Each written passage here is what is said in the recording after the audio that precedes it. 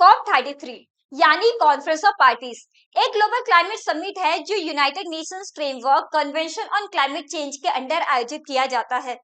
इसमें दुनिया के देश मिलकर क्लाइमेट चेंज, ग्लोबल वार्मिंग और एनवायरमेंट प्रोटेक्शन जैसे मुद्दों पर चर्चा करते हैं। अब एक इम्पोर्टेंट अपडेट यह है कि भारत ने COP33 समिट 2028 को होस्ट करने के अपने प्लान को वापस ले लिया है। पहले भारत इस समिट को होस्ट करने के लिए इंटरेस्टेड था, लेकिन बाद में अपने प्लान्स का रिव्यू करने के बाद यह डिसीजन लिया गया है। तो आज के इस लेक्चर में हम इसी टॉपिक पे डिटेल डिस्कशन करने वाले हैं, तो अंत तक आप इस लेक्चर में बने रहिएगा। चलिए सबसे पहले समझते हैं COP33 क्या है।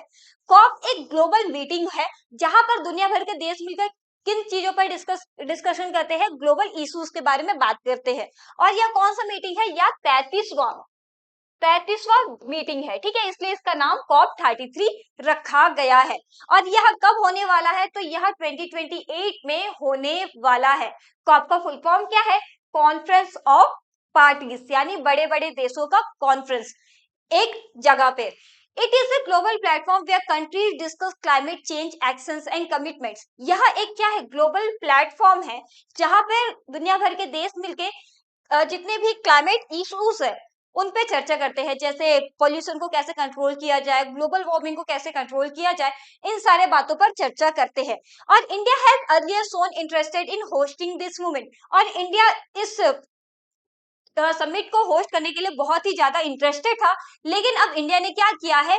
इससे बाइकआउट कर लिया है, यानी इंडिया ने विड्रॉ कर लिया है 2028 के COP33 समिट को करने के लिए, ठीक है। अब यह समझते हैं कि इंडिया ने क्यों अपने डिसीजन को चेंज किया। India reviewed it's plans and commitments for the year 2028। India ने जब अपने प्लान्स उठा करके देखे, एक रिव्यू देखा 2028 में क्या किन किन चीजों की जरूरत पड़ेगी। देखिए यहाँ बहुत ही बड़ा मीटिंग है, इंटरनेशनल लेवल के हर एक देश इसमें पार्टिसिपेट करेंगे, तो प्रॉपर सिक्योरिटी का होना बहुत जरूरी है, इंफ्रास्ट्रक्चर होना बहुत जरूरी है, प्रॉपर एक वेन्यू होना, जितने भी मैनेजमेंट्स है वो बहुत ही सही होनी चाहिए। लेकिन जब इंडिया ने इन सारी चीजों पर रिव्यू किया, वापस से देखा, तो इंडिया को ऐसा लगा कि इंडिया अभी सक्षम नहीं है इसे होस्ट करने के लिए, तो इसलिए इंडिया ने अपने इस कदम को वापस ले लिया है, ठीक है। Is not considered feasible, okay ना। तो इंडिया ने क्या किया है? United Nations framework convention on climate change को प्रॉपर एक ऑफिशियल लेटर लिख करके दिया है कि इंडिया अब 2028 समिट को होस्ट नहीं कर पाएगा, ठीक है ना। चलिए, जब इंडिया ने यह डिसीजन लिया था पहले कि इंडिया होस्ट करने जा रहा है, तो तब से इंडिया ने क्या किया था? अपने प्लान्स स्टार्ट कर दिए थे कि 28 के COP33 समिट को ऐसे ऐसे करना है। तो उसके प्रिपरेशंस क्या क्या किए थे, चलिए देखते हैं। इन जुलाई 2025 में इंडिया ने क्या किया था? Ministry of environment, forest and climate change का एक स्पेशल टीम बनाया था। कौन सा? Ministry of environment, forest and climate change का एक स्पेशल टीम बनाया था। और यह टीम क्या करेगी? प्रॉपर सारी रेस्पॉन्सिबिलिटी निभाएगी। कैसी रेस्पॉन्सिबिलिटी? कि यह मीटिंग कहाँ पे कंडक्ट करानी है, प्रॉपर वेन्यू देखा जाएगा, फिर उसके बाद में सिक्योरिटी की पूरे डिटेल्स देखी जाएंगी कि कहाँ कहाँ पे कैसे कैसे सिक्योरिटी डालना है। तो इन सारी चीजों पर चर्चा करेगी, मतलब यही टीम इन सारी चीजों को मैनेज करेगी, ठीक है ना। This team was responsible for planning and managing the event. यही टीम के पास में सारी की सारी रिस्पॉन्सिबिलिटी थी कि कैसे इस इवेंट को प्लान करना है, कैसे मैनेज करना है, ठीक है। Preparation for hosting COP33 had already begun before the decision. और प्रिपरेशन जो है बहुत ही पहले से शुरू हो चुका था। इंडिया बहुत ही पहले से प्रिपरेशन की तैयारी शुरू कर चुका था। इसका मतलब ये नहीं है कि इंडिया ने अचानक से मना किया है तो इंडिया ने प्रिपरेशन शुरू नहीं किया था। इंडिया ने प्रिपरेशन 2028 से COP33 समिट का बहुत पहले ही कर दिया था। लेकिन जब रिव्यू देखा गया तो इंडिया को यह लगा कि अभी यह डिसीजन यह सही नहीं है, ठीक है ना। अब यह देखेंगे कि इंडिया ने तो ठीक है, इंडिया पीछे हट चुका है, लेकिन अब नेक्स्ट होस्ट कौन करेगा? तो after India withdrawal, South Korea is expected to host COP33।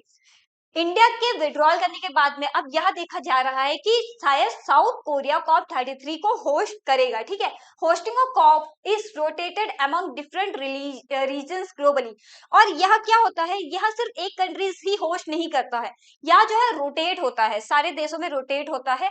हर एक एक साल में अलग अलग देश जो है इसे होस्ट करते हैं। India belong to the Asia Pacific group and was eligible earlier. और इंडिया क्या है, इंडिया एशिया पैसिफिक ग्रुप से बिलोंग करता है और इंडिया एलिजिबल था कॉप 33 2028 को होस्ट करने के लिए, लेकिन इंडिया ने क्या किया है, अपने कदम पीछे लिए हैं। तो इसलिए अब मौका किसको मिलेगा, साउथ कोरिया को दिया जाएगा। ठीक है ना। चलिए अब हम यहाँ समझते हैं कि इंडिया ने तो ठीक है अपने कदम वापस ले लिए, लेकिन इंडिया अपने प्लान से चुका नहीं है। इंडिया ने अपने प्रॉपर प्लान बनाए हैं कि इंडिया को कैसे डेवलप करना है। तो चलिए समझते हैं क्या क्या है।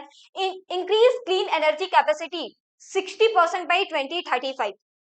2035 तक में इंडिया का यह एम है कि क्लीन एनर्जी को इतना डेवलप किया जाए कि 60% तक का क्लीन एनर्जी, मतलब 60% तक एनर्जी हमें सोलार पावर हो गया, विंड पावर हो गया, इन सारी चीजों से ही मिल जाए। ठीक है ना।